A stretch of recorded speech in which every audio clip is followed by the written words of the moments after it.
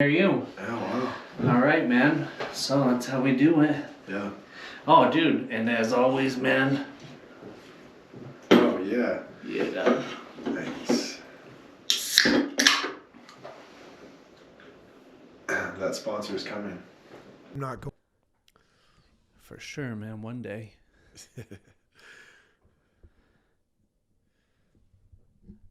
All right, man. So you got a lot going on. Yeah. Dude, that's cool. Yeah.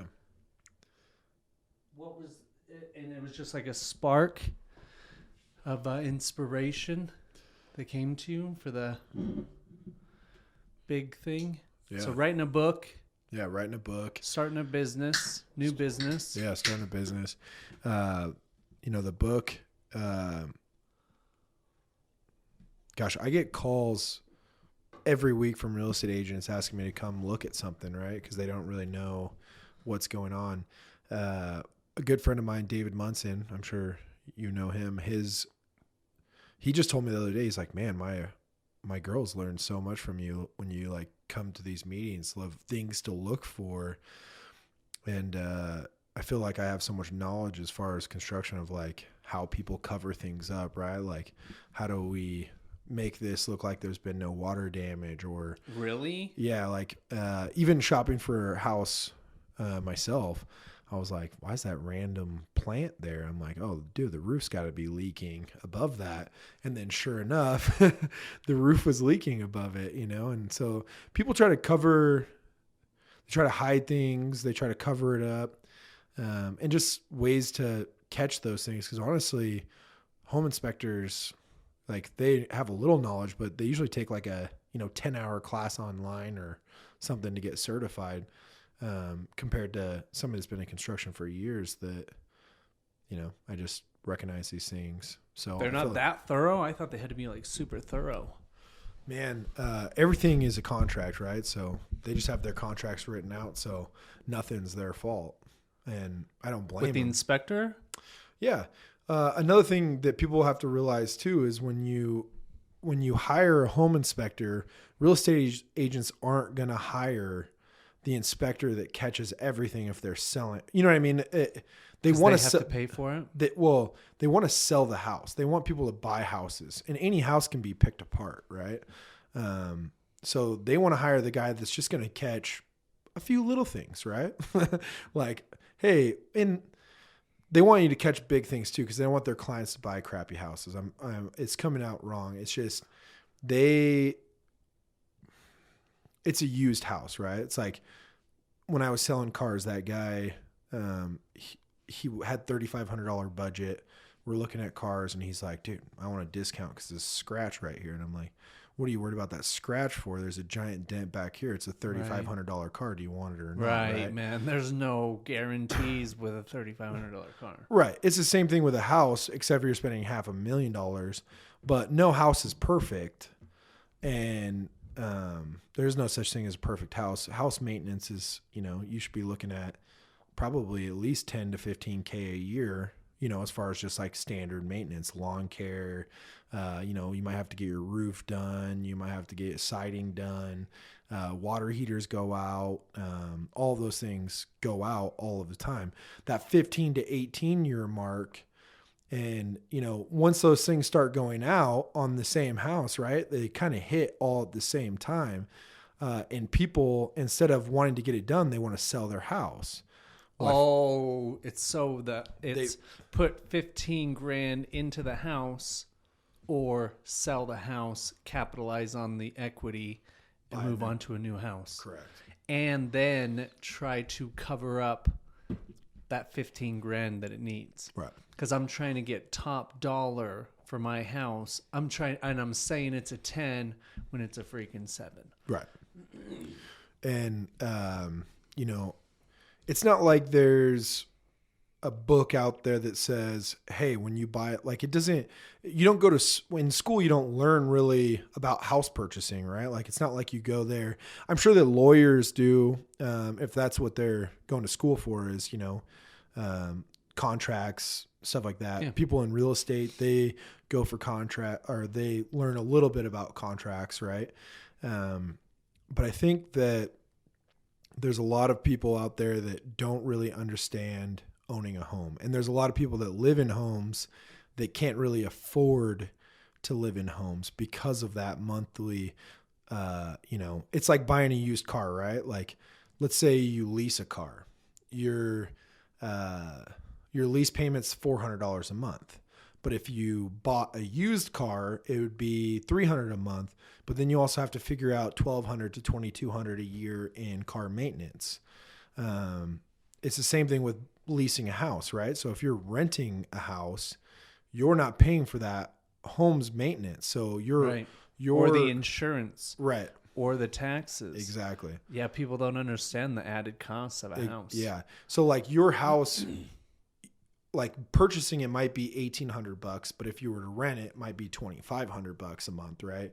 But people aren't figuring, they're when they're doing that, they're not figuring out like, hey, there's upkeep on this house, right? Lawn maintenance, which, it's just owning a home. And if you're maxing out what your monthly budget is for a home on just the house price and not figuring maintenance or roof cost or, all of those other things. Yeah, 15 grand for most people. They don't have 15 grand. Right. How much is a roof? Average roof? $15K. Oh, really? How long does a roof last? Home Depot did a survey on per state how long a roof usually lasts, and Idaho scored the worst in 11 to 14 years. It's not just because our crazy weather temperature fluctuations and all the other things that we have going on here. It's workmanship. There's nobody really policing contractors. So you got it's kind of like the wild, wild west right now. I feel like Idaho is like that. You see and it used to be worse even. Mm-hmm. I've seen some shit people build in their backyards like, whoa. Yeah. You putting your grandma in that thing? It's crazy. Yeah, man. So, I obviously want to make it easy for people while they're purchasing, even real estate agents, little things for them to look for to help their clients out that, could be damaging. I mean, all the time I have people say, hey, I need a 2-year roof certification for this house. And I'm going, okay, well, 2 years for them to get by, but then they need their roof done in 2 years. That roof's going to cost them $17K right now. You should figure inflation, which is higher now than ever. I mean, I used to see like a 3 to 5% increase every year. This last year, it was like a 35%. No way. Oh yeah. Before COVID, the average cost was like $9,000, and now it's like 15 to 20K for a roof. And that's because, back in 2015, when I first started selling roofs, you could buy a bundle, or you could buy a square for $50 to $55. Now that same shingle is up over $100. Damn. And then also we used to pay, per square rate was like $12 to $15. And then hourly rate for guys on the low end was $12 an hour, $10 an hour back then. Right. And people worked for that. Now our lowest paid guy is making $18 to $20 an hour, and per square rates have gone up. Like if you hire a subcontractor, you're $130 a square for labor.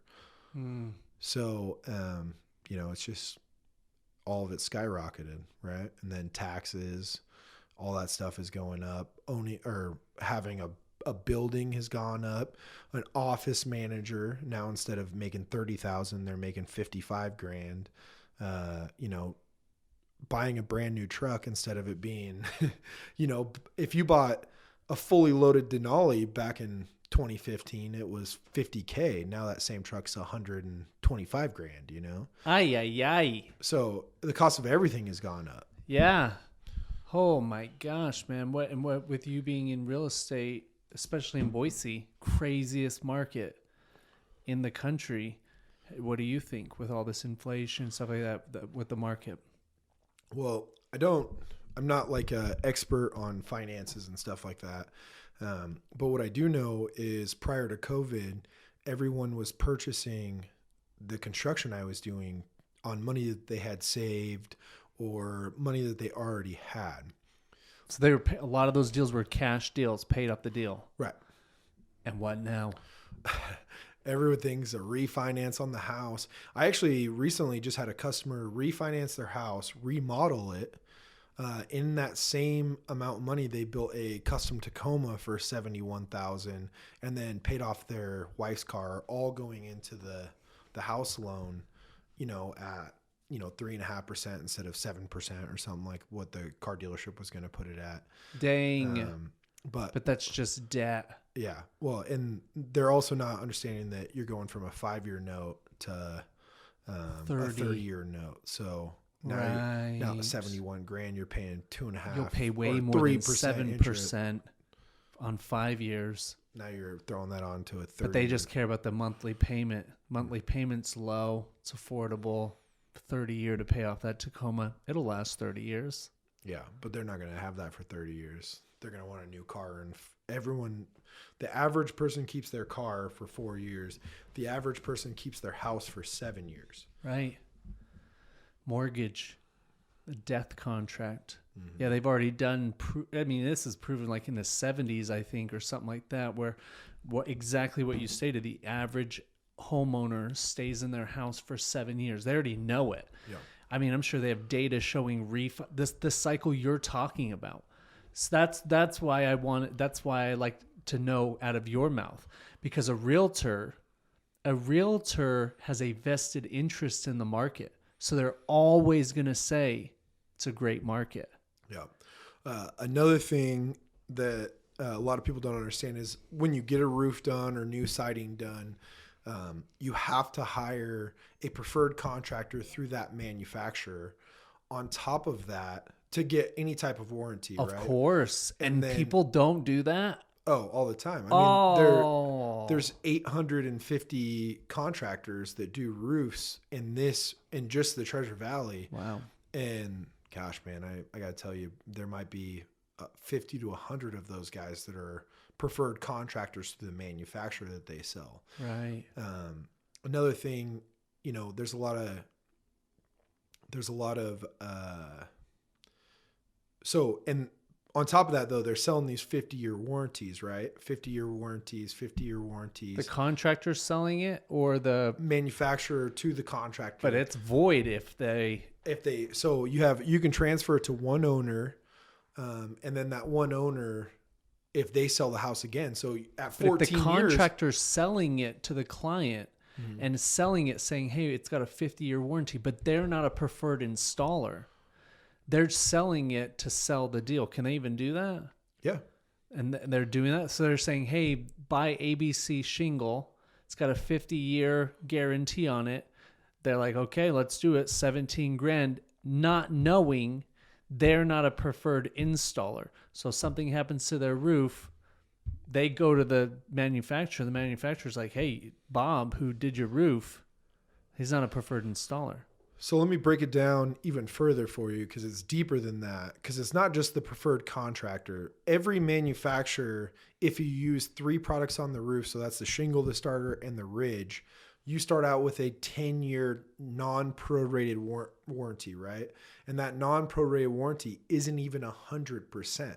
So all they're going to cover now is just the shingles, the labor, and that doesn't include the dump fees, the drip edge metal, or the underlayment, right? So it's probably like 85% of what your roof is worth.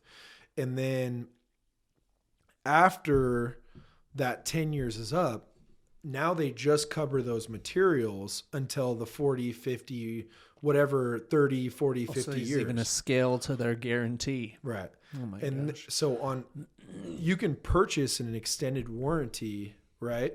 And now there's different levels to it. Of course. But the other thing, though, that's not policed is the contractors have to follow those rules. And a lot of times when I get called out to these warranty claims, they haven't done all of this stuff to get that warranty. your roof's not going to start deteriorating until like 15 to 20 years, right? And so now you're one homeowner past the original person that bought it, and they don't know what was talked about between these two people. They just think that they have this extended warranty.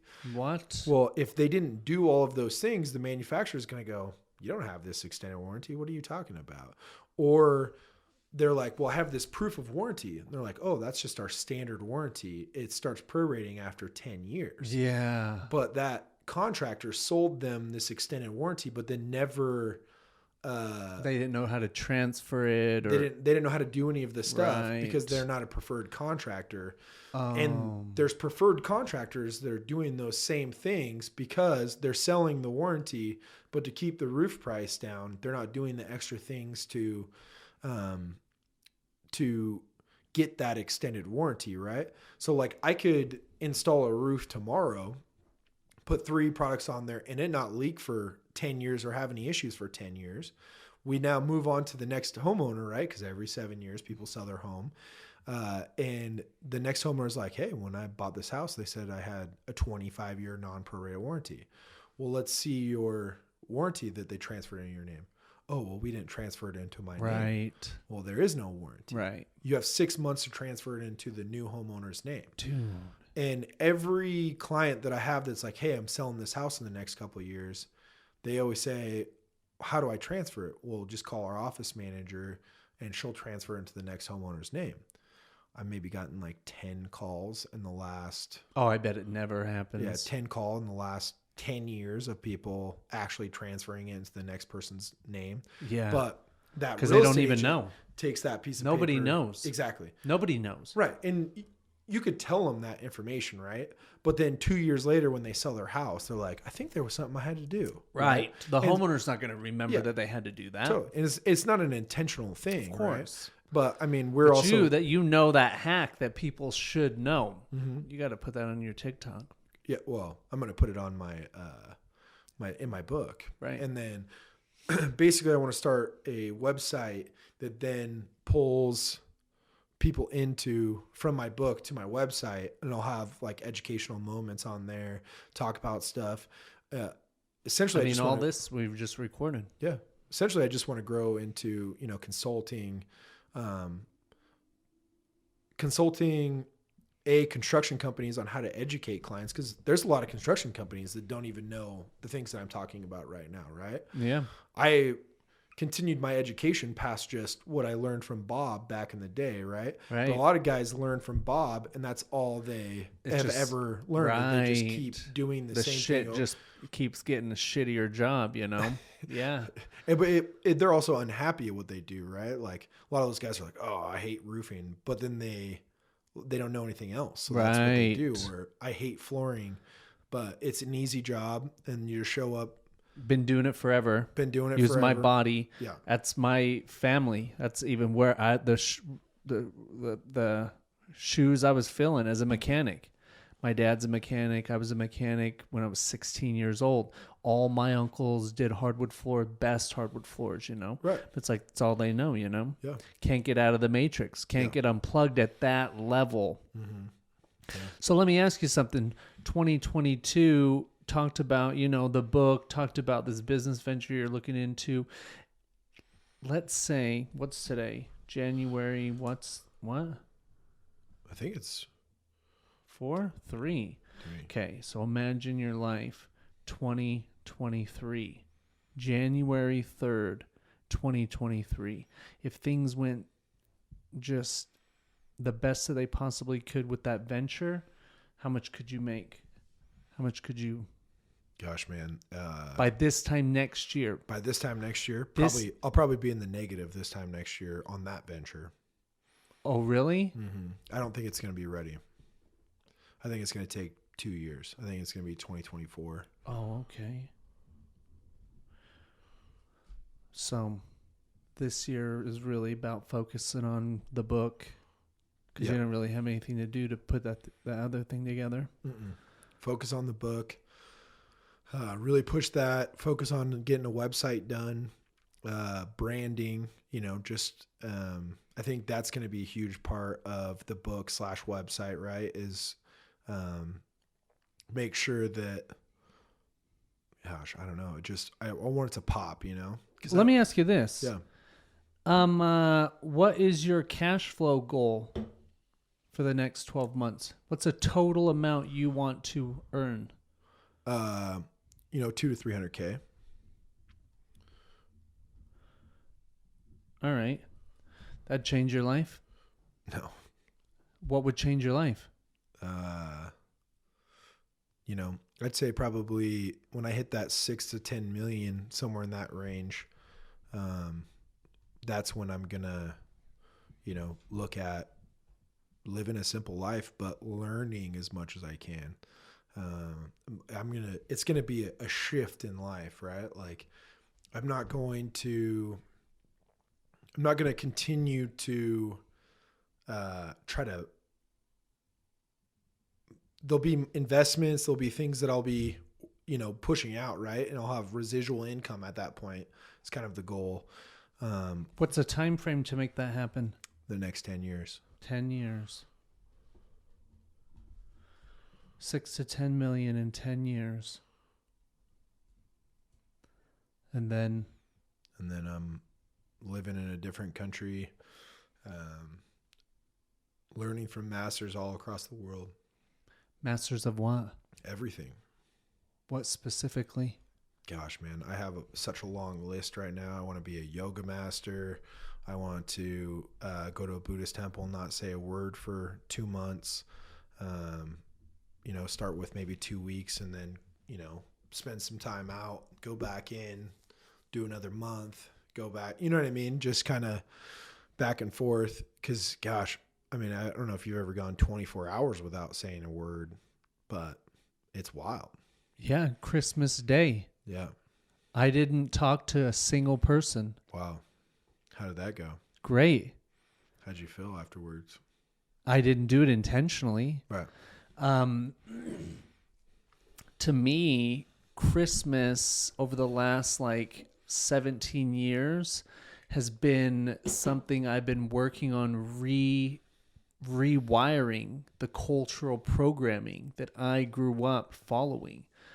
Like that's parts of being plugged in, understanding why we celebrate these cultural celebrations, like the deeper meaning. And as I went in and really studied the real, why we celebrate these certain days of the 365-day calendar.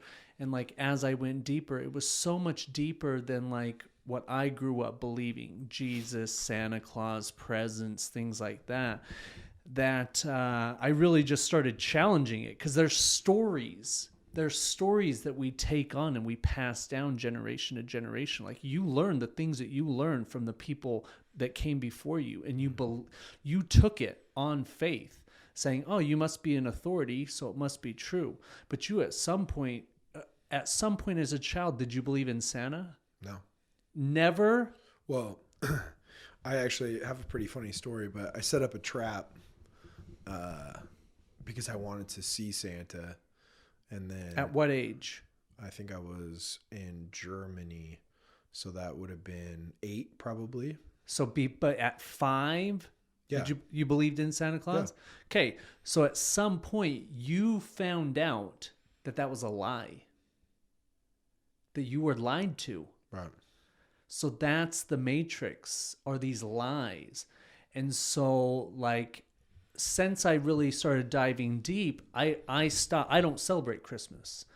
This year. We were sleeping by probably 9:30 on New Year's Eve. It's just, for me, it's been this experiment. And man, this year it was strong, going deep,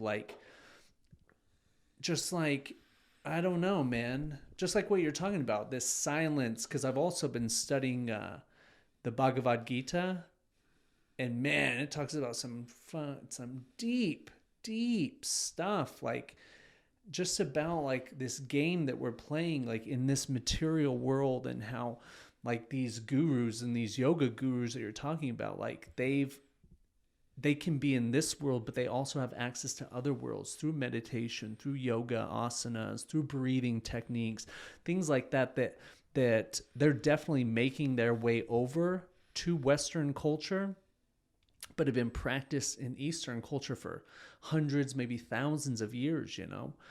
And just like a big shift was a couple years ago when I first read Autobiography of a Yogi. Which is a great book. Fantastic book. Changed my life.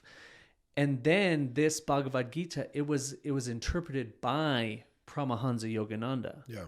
So it's his words describing that,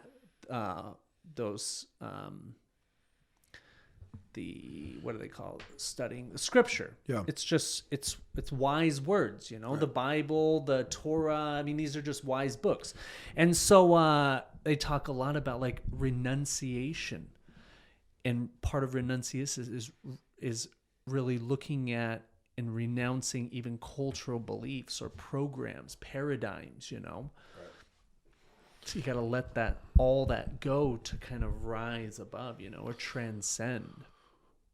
Because that's the stuff you just experienced it upstairs with the metaverse. Like all of the cultural pillars that have been holding up our reality, they're crumbling, and they're crumbling fast now.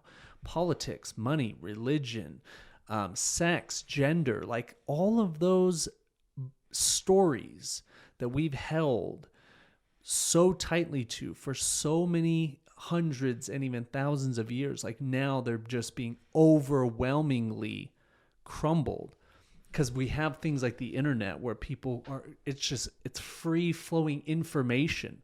So now it's like everything can be put into question because, hey, we can question the integrity of our politicians with the internet and with these phones that we have. Like if we catch them being scumbags, like, oh, got you being a scumbag, you know? Now everybody knows Bob the senator's a scumbag, you know? He's getting his dick sucked in a glory hole in a freaking airport, you know? Yeah. Same thing goes with everything. So everything is like the spotlight's on it right now. And if you don't, they're just like, it's all crumbling away because we're seeing through all of these stories that we've believed in for so long, you know? Yeah. It's one thing that I've been reading a lot lately, right? And this is just a new thing because everyone's lived and died by taxes, right? Like everyone's like, oh, you have to pay your taxes. You have to pay your taxes. Super important. Well, now everyone's going, the Pentagon's never passed an audit before, right? And our government has no idea where any of the money they're going is spending, right? They're printing trillions. Money. Yeah, they're printing money all the time, right? We don't know where it's at. Yeah, we don't know. Bob in accounting. Did you talk to Bob in accounting? Yeah. But it's crazy because I'm starting to see posts like, wait, the government expects us to be perfect, right? But they're unperfect. Or I'm seeing more and more people talk about this where they're like, wait, I can't go into, or I can go to school and take out $200,000 in student loans, but they won't lend me 20 grand to start a business. And they won't forgive that loan, that student debt, but they'll forgive all those bailout scumbags. Yeah. Oh, I love that. Because, you're right. Here's the thing. The whole game is reliant on our consent. We're consenting to play the game. Like, if people realize, like, hey, what if, I was just talking about this today with a friend, is what if paying your taxes was voluntary? Because I don't know about you, but nobody taught me anything. So I've never signed a contract with the IRS saying that I was going to pay or that I did have to pay. I've never been taught any instructions. I've just been told by other people, you got to do it. Right. To be a good American, you got to do it. Or if you don't do it, they're going to come and kill you. Those are the two stories everybody's heard, right? Mm-hmm. But it's like, what if like those people that told me that stuff, I know they didn't read the rule book. So it's like, who's read the rule book? But then I, just like you on this journey, I found people who did read the rule book. And what if the rules weren't the same as everybody around you said they were? Yeah. Well, and I think it goes even deeper than that because I've been thinking a lot lately. If you look at people that have gotten in trouble for taxes that are rich or that are famous or that like they should know all the rules, right? They should know all these things because they have the money to pay somebody else to do these things. I almost feel like it's kind of like a witch hunt, right? Like they know what they're supposed to be doing because they've hired somebody that has read all the rules, right? So they should be getting away with this stuff. And but actually, remember though, an accountant does not have to read the IRS code book. Totally. So they don't even know. They might just be using some software. They take the fucking blah, blah, blah, you know? Yeah, but you got to understand that people that have money, like they hear from other people that have money, hey, you got to go see my accountant. Right. And those people that have money, you go and hang out at Crane Creek, those guys have the best accountants in town, you know? Right. So you go hang out there and you're like, oh, I just paid $1 million in taxes. And the guy next to you at the thing's going to laugh and be like, ha, ha, ha, here, chat with my accountant. Right. And then that's when you're like, oh, shit, I can't believe I just paid $1 million. I could have just paid $10K. This guy would have hooked me up. Right. But I think that it's more of like a witch hunt. Like if they want you to be in trouble, they're like, oh, this guy hasn't paid taxes since Land Before Time came out on VHS, right? And then everyone wigs out like, how dare he not pay taxes and be a billionaire? Right. You know, and nobody even questions that. After that, they're like, yeah, he deserves to rot in prison for the rest of his life. He's a billionaire. But it's like, that guy's already fixing a lot of issues, right? That guy's doing all of these things. Like even the Elon Musk deal, you know, he's saying he's paying $12 billion in taxes. Who knows? That might be just payroll taxes, right? Or whatever. Who knows how he's paying taxes, but the guy's paying a lot in taxes. Every time he buys something, he pays taxes.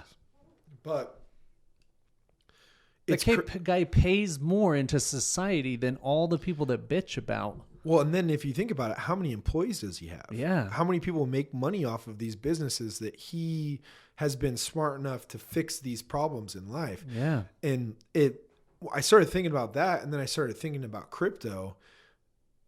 Entrepreneurs are like crypto in the way that they are out there fixing issues and then making money off of it, right? And that's all that crypto is it's out there to fix issues. And then people also make money off of it. 100%. Yeah, we get to invest in the technology that's fixing the problems. Yeah. Hey, there's problems in money. There's a lot of corruption, a lot of manipulation. Yeah. There's a lot of scams and fraud in money. This fixes all that. And so, hey, we actually get the opportunity to invest in those networks themselves, you know? So it's, I mean, here's the thing is going back to what you're saying, studying this stuff is like their game is up. Like that whole game, like they're losing so much power, so much control because now all their plans are backfiring. And it's just an old system. Like millennials, they're not going to go work for the government. So as those people that work in the government now continue to age and retire, there's not a new influx of people. Yeah.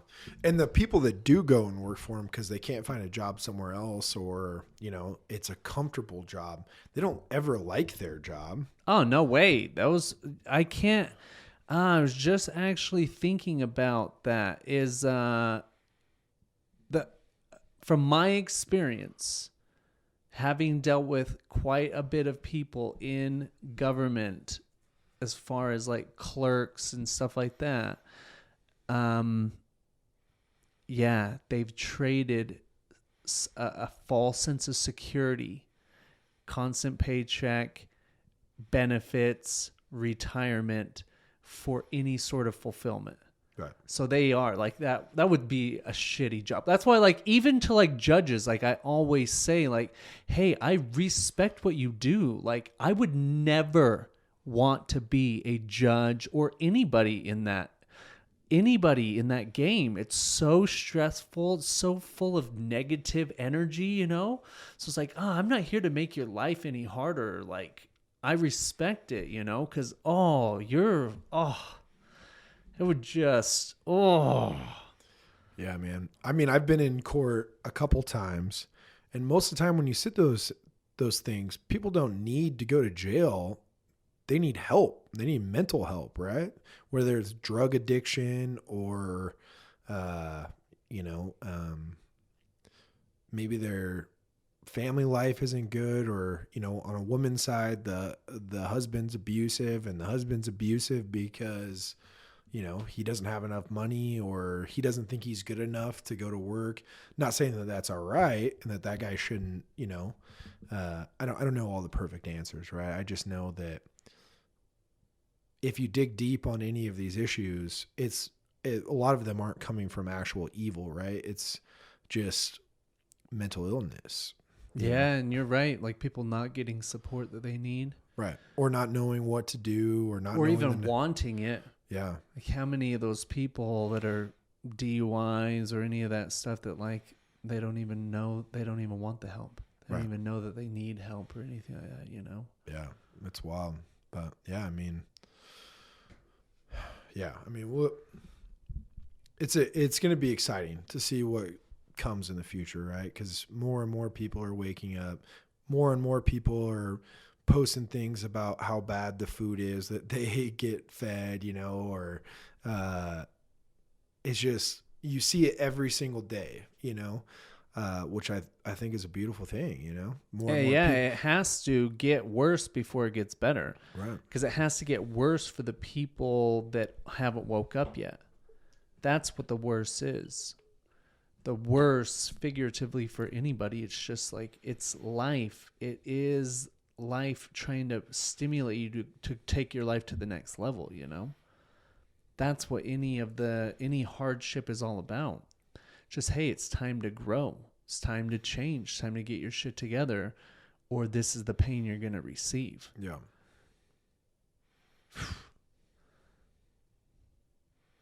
I mean, I think for me, like the last 2 years been a lot about that.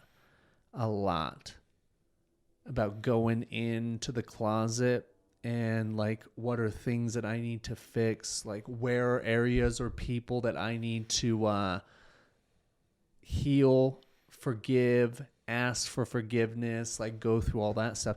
Cause man, I had a cycle probably, from 2017 until literally New Year's Eve, I had a cycle running, a relationship in my life that had this energy in it. And then finally, on New Year's Eve, I talked to him on the phone. We clear everything up. It's like, wow. That energy gone. And that was working through that since 2017. So like me, it's big, like just laying low and being very aware of like, hey, what are certain things like that I need to do to level up, let go of where are any sort of resentments or where's there any sort of stagnant energy in my life, Yeah. And then working on it, healing it, making it positive, So now it's like all moving into 2022, like I'm feeling this energy to go out into, because like my goal is, like we've outgrown this house. So like, I really want to get a house. I just drove out to like, this kind of in your neck of the woods, Victory, and like, oh my gosh, out in Cuna, like Victory way out there. Right. In fact, the one downturn is the smell from that sugar beets. That's Nampa. Yes. Yeah. And it's pretty rough. Yeah. But like, man, to find like 5 acres out there, man, I might be looking for something like that. Just an FYI, the transportation lot that is off Veterans Parkway, they are in the process of selling that. And they're going to do like a village type development, and all the skyrise buildings from Chinden all coming right here.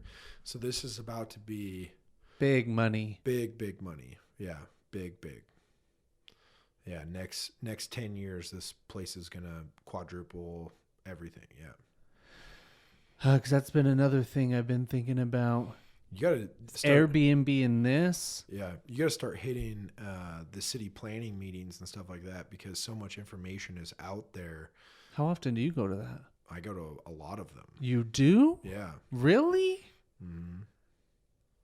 Yeah, just to know, hey, where is the construction going to head, right? Where are the things? Because, I mean, I get into commercial a little bit, but I don't build new properties. I'm remodels only.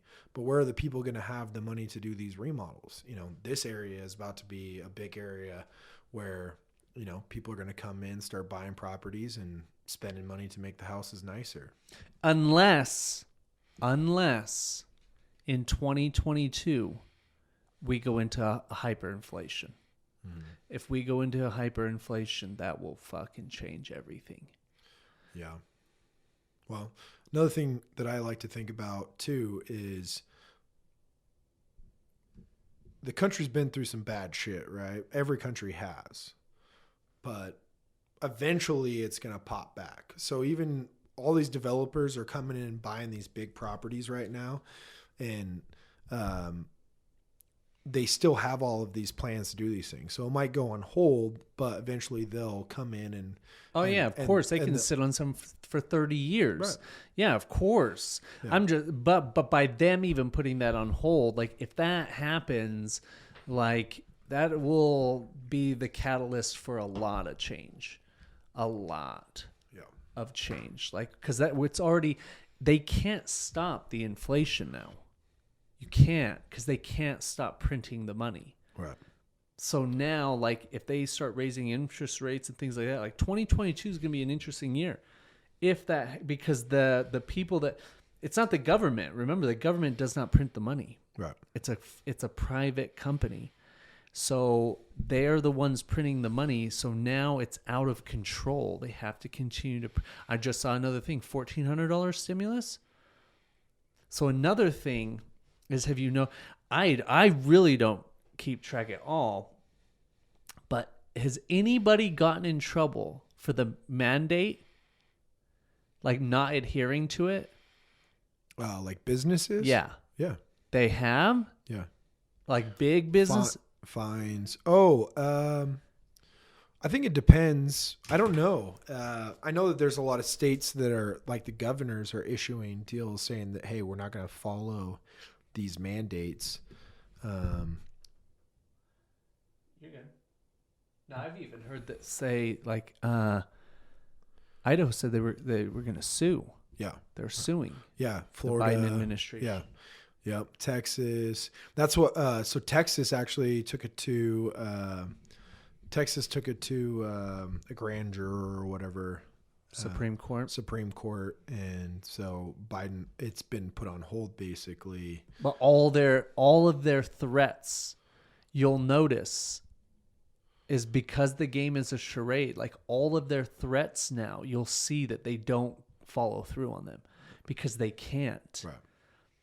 It's out of their control. They want everybody scared, so they have these threats like looming over their head, But they know, like deep inside, like you're not going to be able to enforce them.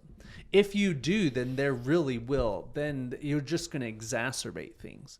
Like there's so much thin ice in so many different areas, It's just like one thing pops, everything fucking goes to shit, Right. But at least like the thing I've been studying for fucking 15, 17 years is the money. Like everything hinges on the money. When that game goes bust, everything else is going to just naturally crumble with it. Because everything in the world, every fucking thing is attached to the dollar. So when that thing goes, it's going to be, we don't know. Because it's when you just said like America's been through some hardships, it's not even, it's the whole world. Because then every other economy is going to crash too. So it's going to it's going to be crazy. I feel like, and I might be wrong, right? But I feel like every time it's about to get bad again, right? Another war starts because during wartime, they don't have to pay off debt. Who's paying off any debt? Nobody, because we're constantly in war. Well, not only that, but it's also the system's built to never get paid back. Right. I mean, how much? Let's just shoot from that. $30 trillion is the national debt. That's a mathematical impossibility to ever pay that off. Like that's a stupid number. Like that's never going to happen. So like, what's the point of even counting it? There's no point of even counting it. The only thing you should be counting is your expenses. And if your dollar or whatever you're using is losing purchasing power, you need to find a way to put it somewhere else to balance things out or to even get ahead. Like, dude, if you're saving dollars, just like you're saying on the roof, like I had no idea on that, but I've seen some other things about inflation. Like there was a local wine shop or just a winery.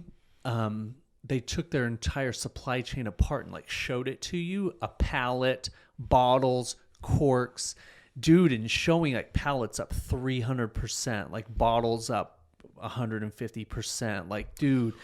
And you know, they're there's a guy here locally that started picking up pallets for companies for free and taking them to his, yard or whatever, and then fixing those pallets up and selling them. And he became a millionaire because of that. Oh, I bet. Yeah. There's so many companies that want to get rid of pallets. Dude, right? I know places that have truckloads full of pallets and they don't do anything with them. So they're just looking to get rid of them. And he just goes and picks them up on his little shitty ass truck and then takes them to his little yard, fixes them up, and then turns around and sells those pallets to companies that sells them back. Yeah. Oh my gosh. Sells them their own pallets back, but refurbished. Yeah. Not a bad idea. Great idea. Yeah, man. Huh. That's interesting. So what'd you think about The Matrix? Man, I've had so many thoughts about that movie. I don't know, man. It's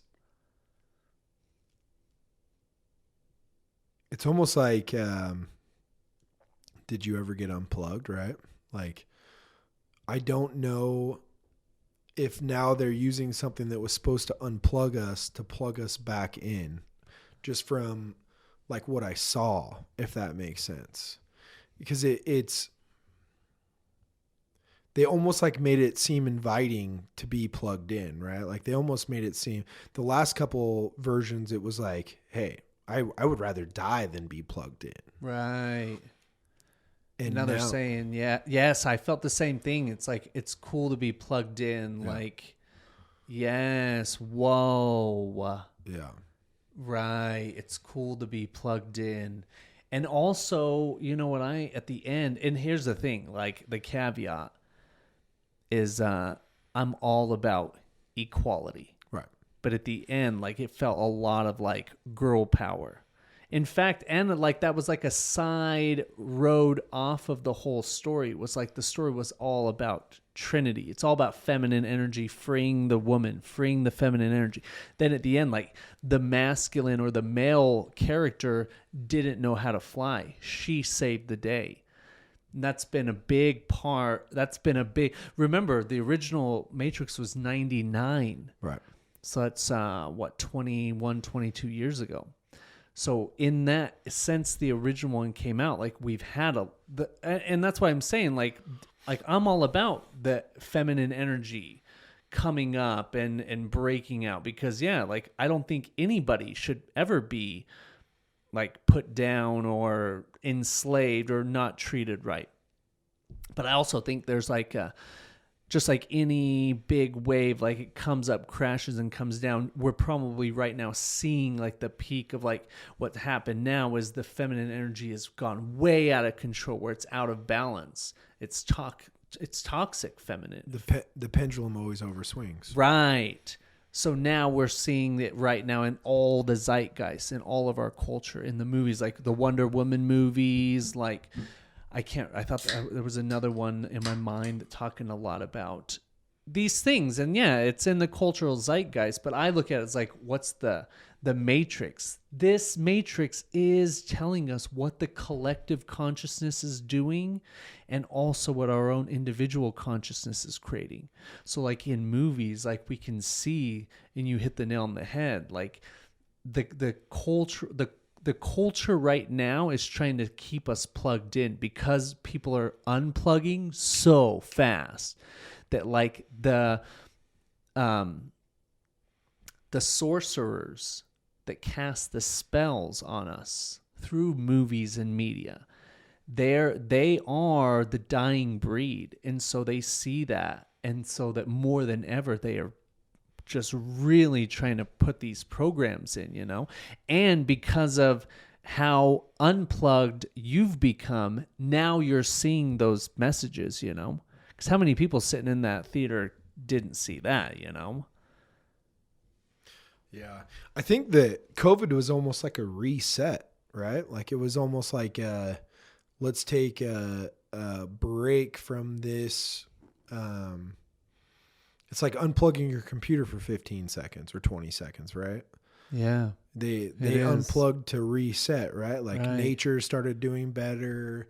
Everyone kind of like just took a little break, and then coming back, it's a new program, right? Like people are finding out, people that are like my mom's age believe that if you work from 7 to 7 o'clock every day, right, then that's working hard.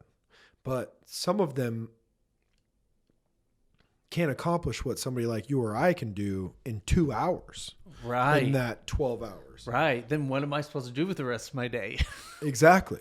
And I still get things like, you don't work very hard, but I work all day long. Right. I'm open 24/7, man. Yeah. Yeah. This is part of, we're building. It's all, everything. I am a business. Right. Man, I'm open 24/7. Yeah. Fuck. I know exactly what you mean. Yeah. Yeah. But we're not like under a clock, Right. which does feel different. But let me ask you this, and I hope I didn't cut you off on this, but is your mom breaking free at all? I think she's learned a lot. But I think she's finding happiness in who she is right now. Which is honestly, she is not looking for happiness from something else. From outside? Right. Like from a different human or, work or whatever. I think she's learning to be happy with who she is. Nice. Her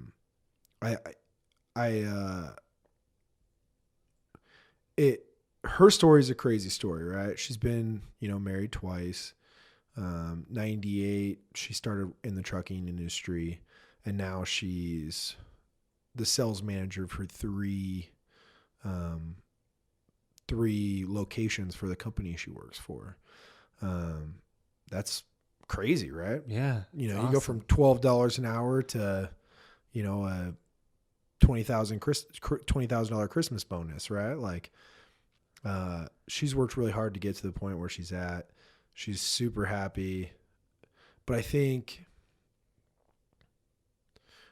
it's crazy because you were talking about how if you're holding things in, it causes sickness, right? And one of the things that my mom recently said that kind of struck me after you pointed that out, was she was like, in the last couple of years, this is the first Christmas I felt good for. And man, she just really showed out, right? Like we had Caitlin's family over twice. She cooked dinner. The house was, she did a lot of work that weekend. Your mom? Yeah. It just felt great. It was really good to see. But I thought I wonder what she let go, right, to then feel better this Christmas. Why don't you ask her? I need to, yeah. Yeah, that's a great question. Yeah. Yes, and see what she might say, because you're right. The COVID was like a reset, and to get it, because you haven't got it yet. Right. I've got it, and it was like a reset. It was like my body reset, and depending on what you're holding on to, Because like my neighbor 2 doors down, like, dude, like I'm concerned about him. I think about him and his family because he's a doctor. Right. He got it, had a private practice. Like, dude, that's going to be fucked up now. Yeah. He's probably hasn't been to work in 6 weeks. Oh, wow. Dude, they found his heart was, he had inflammation on his heart. Like, dude, it fucked him up. But also, like, in my interactions with him, because I'm very empathic. Like, and so my interactions with him, like I felt there was something going on, like something he was, something holding on to, and hearing a bit of his story. So like, to me, I'm all about fucking letting go. Right. All about it. Like, I don't want to hold on to any bad energy in my body. And so like for me, COVID, it really wasn't bad. Like it was kind of a little bit fun, to be honest with you. Like I haven't had a fever in at least 20 years. A fever, I didn't sleep very much, but it was kind of crazy. I got super deep into meditation. Like I would just lay in bed and let go. Like from what I've learned of psychedelic, it was very psychedelic to me having a fucking fever. Right. And so like, but even because your mom's had it, right?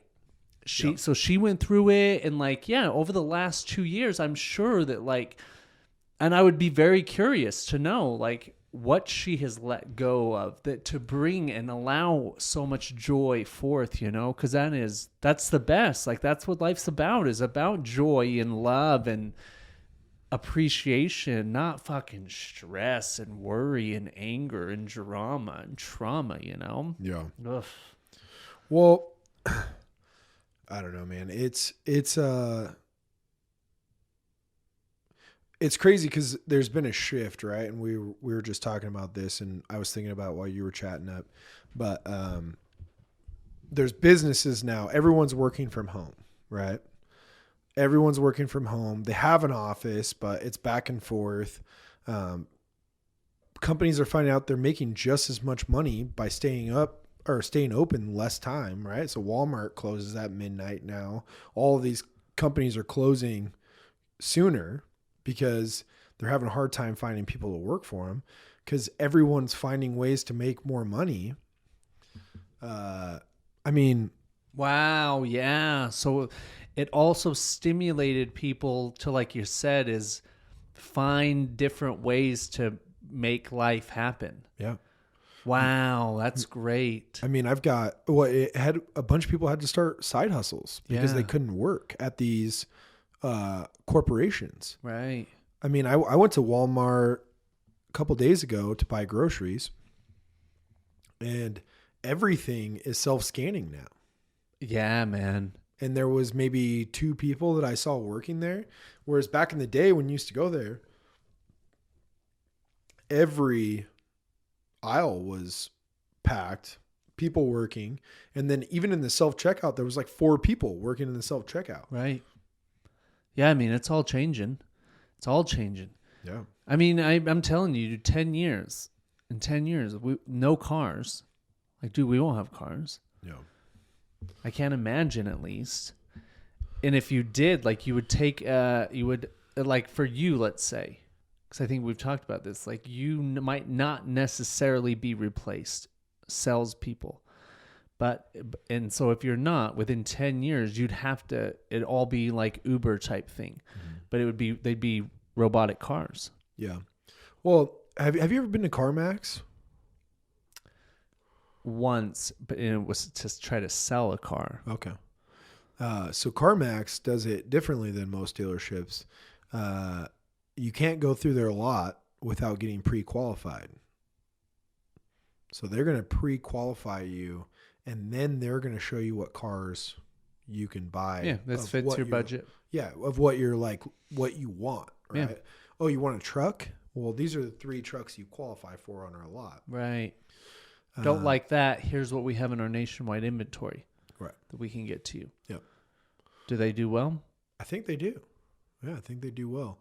But I think the reason why the other dealerships are doing what I think might be better is because they hire professionals and they maybe get you to buy something you don't want, or spend more money than what you were going in there to spend. I think about this all the time. Every single time I go and drop off a proposal, it's always above what they tell me they want to spend. Because I'm always asking people, hey, what's your budget? And then I am like, hey, just so you know, you're pretty low on what this is going to cost. I mean, I chatted with one guy recently and he threw out some, crazy ideas that he wanted to do in his kitchen and then told me he wanted to spend 20 to 25 grand. And I'm like, well, honestly, for 20 to 25 grand, you can get new countertops and paint your cabinets. And that's about it. Right. And he's like, oh, fuck, are you serious? Because he's like talking about tearing down walls and moving a pantry. And I'm just like, man, you're talking 65 to 80 grand, right? And you have a $20,000 to $25,000 budget. You're probably $15K to $20K in just cabinets. No way. Yeah. Whoa. Yeah. Yeah. I mean, back in the day, you could get a cabinet for like $100, $150 a foot. Now you're looking at, for semi-custom cabinet, $600 to $900 a foot. Oh my God. Installed. Dang, man, that's crazy. You want full custom, you're $900 to $1,200 to maybe even $1,500 a foot. Whoa. And then how much is like some real nice countertop? Well, I just did an all white granite countertop for Corey Barton size kitchen, and just the granite countertop was, I think they were at like $10K for just the countertops. Like my cost for purchasing the slabs of granite. That's not installed. That's not installed. That's not anything. I think they were $16K on just the countertops. And then we painted their cabinets for like $6 grand or something like that. So they're, 23 grand into countertops, painting their cabinets, and a little backsplash. Damn. Dude, that's inflation. Yeah. That's wild. Holy cow.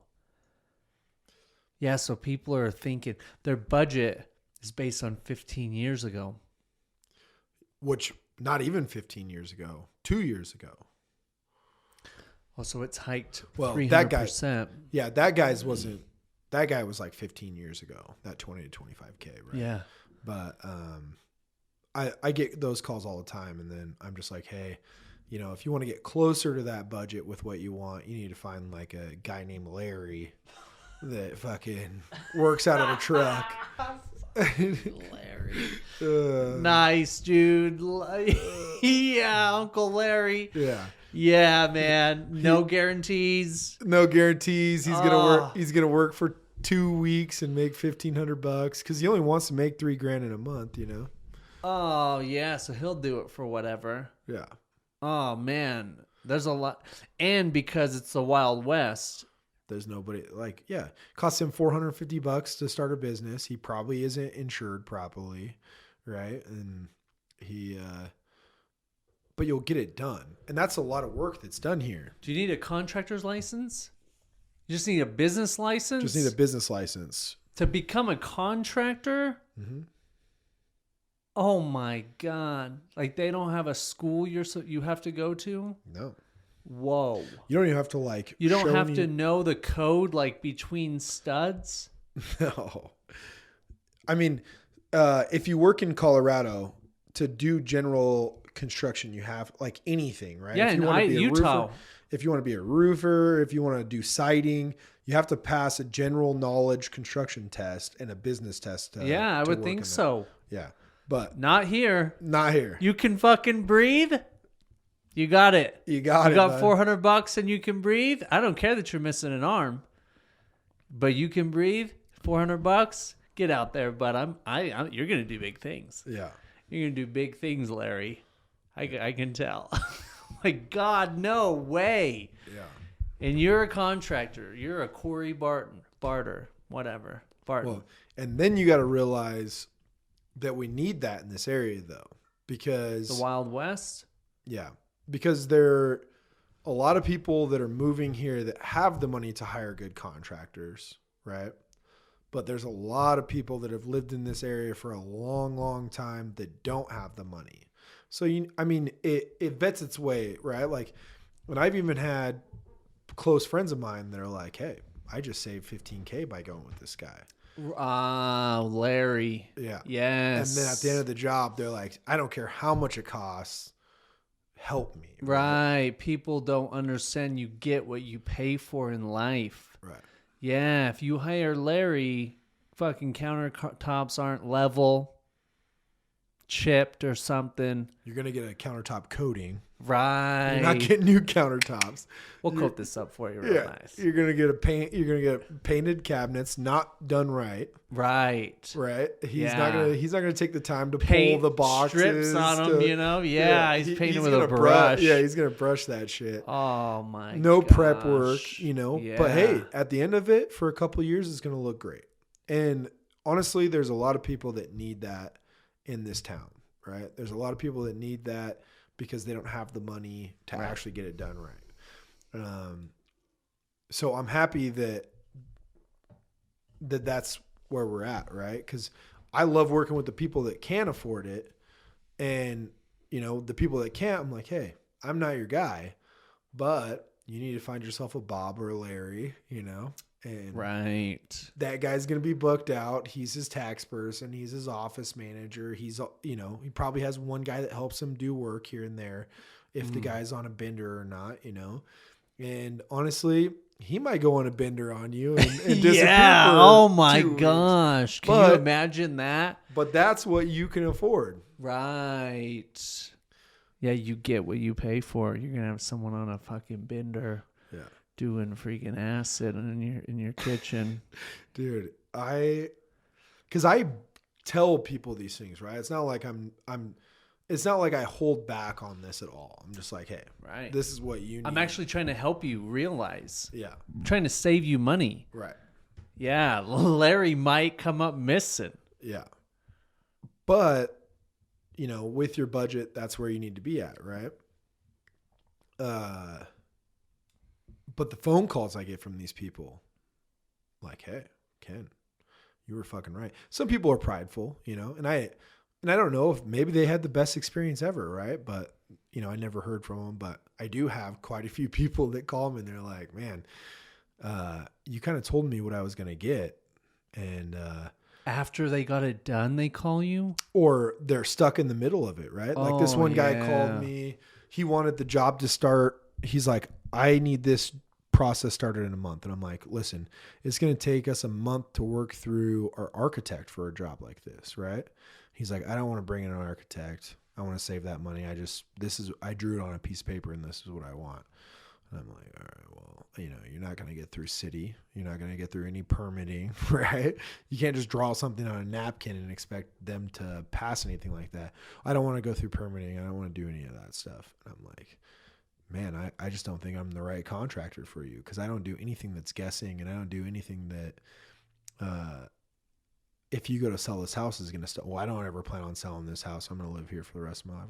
Okay, well, I'm still not the right guy for you, right? Like, I don't do work like that. Right.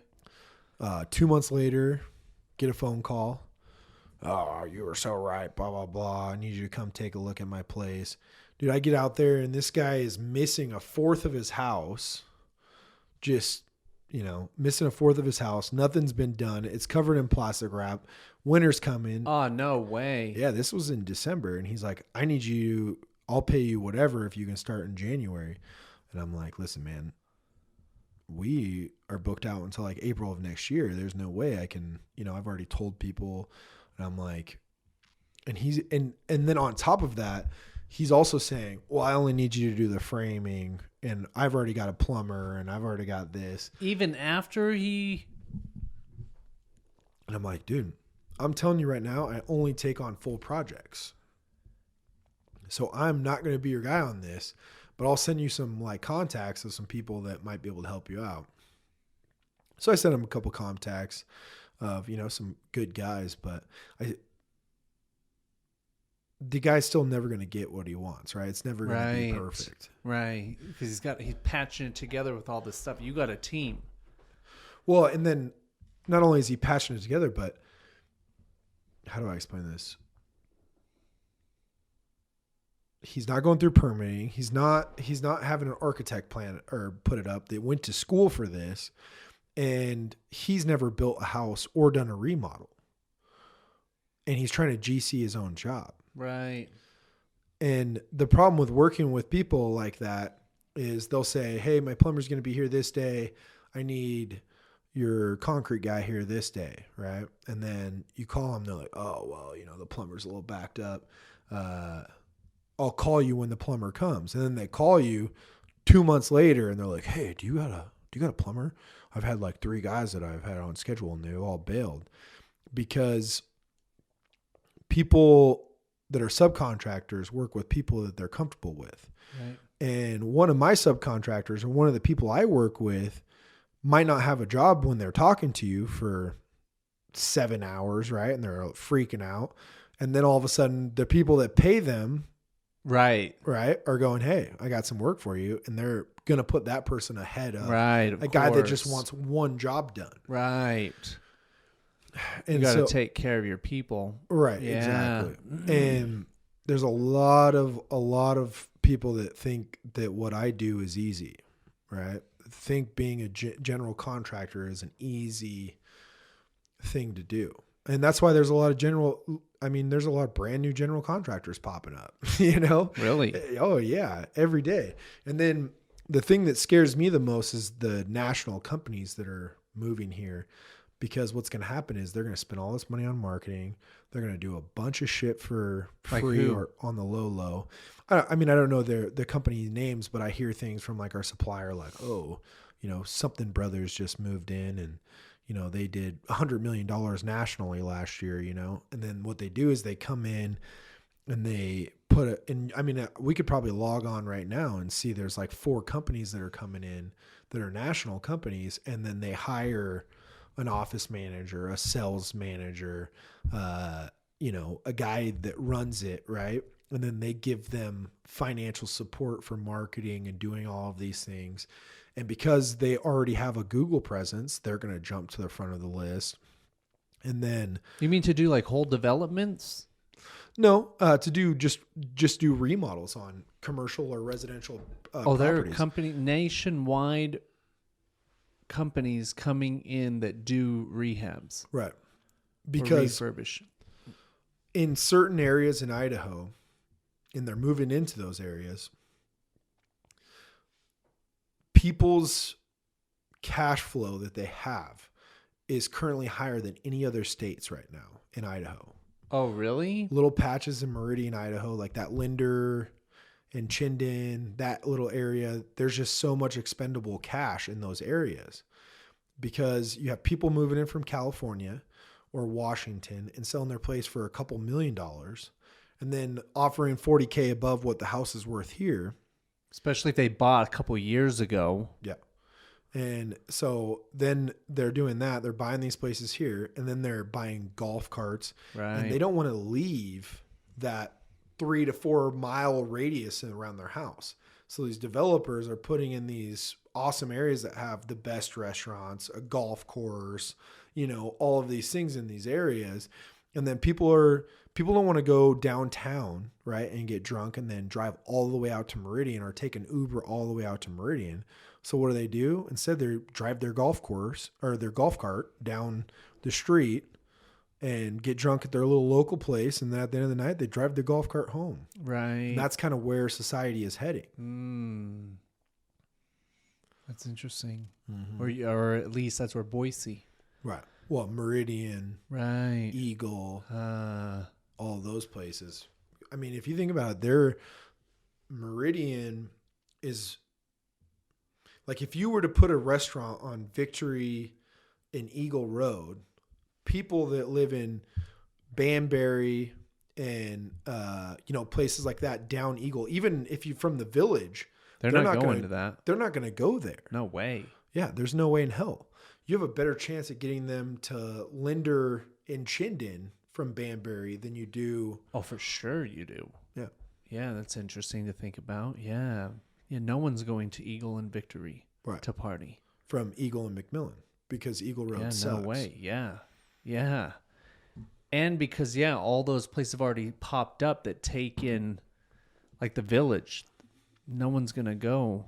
If you live around the Village, you're not going anywhere but the Village. Right. I mean, you might go to the Linder and Shindig. Right. Close enough. Like, if you live off of McMillan and... But it's not going to be a regular thing for you. Right. Your regular spot is going to be the Village. Right. Your regular Costco is going to be the Costco in the closest one, right? Same thing with That's why they built that Costco out on 10 Mile and... the Winco and the Right. Walmart.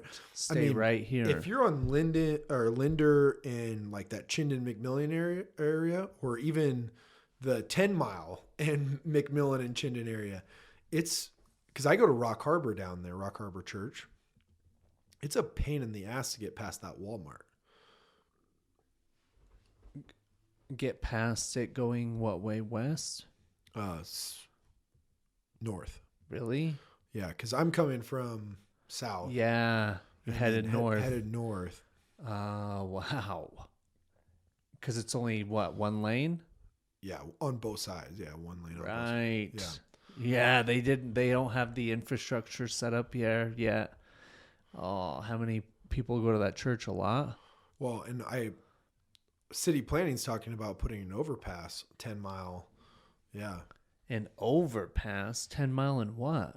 Like Chinden area. Really? Yeah, they're going to turn it into a big loop. That's weird. I'd have to see the plans to know what that really would look like. Yeah. I mean, this place, yeah, is popping. Mm-hmm.